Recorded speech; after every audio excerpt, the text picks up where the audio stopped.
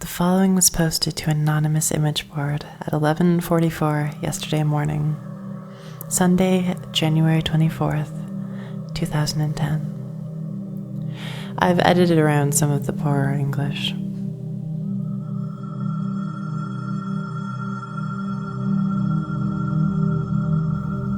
I must have been 6 or 7 when I lived in Lebanon.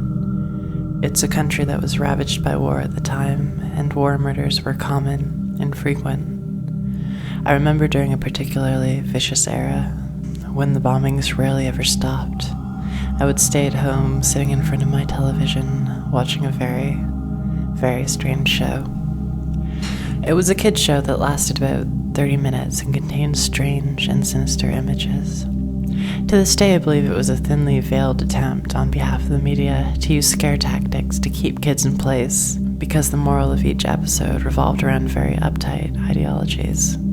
Stuff like, bad kids stay up late, bad kids have their hands under the covers when they sleep, and bad kids steal food from the fridge at night. It was very weird and anaerobic to top it off. I didn't understand much of it, but for the most part, the images were very graphic and comprehensive. The thing that stuck with me the most, however, was the closing scene. It remained much the same in every episode. The camera would zoom in on an old, rusted, closed door. The closer it got to the door, the more audible, strange, sometimes even agonizing screams would become. It was extremely frightening, especially for children's programming. Then a text would appear on the screen in Arabic, reading, "That's where bad kids go." Eventually, both the image and the sound would fade out, and that would be the end of the episode. About 15 or 16 years later, I became a journalistic photographer. That show had been in my mind all my life, popping up in my thoughts sporadically. Eventually, I'd had enough and decided to do some research. I finally managed to uncover the location of the studio where much of that channel's programming had been recorded.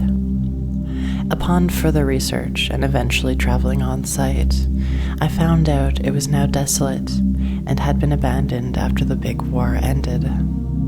I entered the building with my camera. It was burnt out from the inside. Either a fire had broken out, or someone had wanted to incinerate all of the wooden furniture. After a few hours of cautiously making my way into the studio and snapping pictures, I found an isolated, out-of-the-way room. After having to break through a few old locks and managing to drag the heavy door open, I remained frozen in the doorway for several long minutes. Traces of blood, feces, and tiny bone fragments lay scattered across the floor. It was a small room and an extremely morbid scene.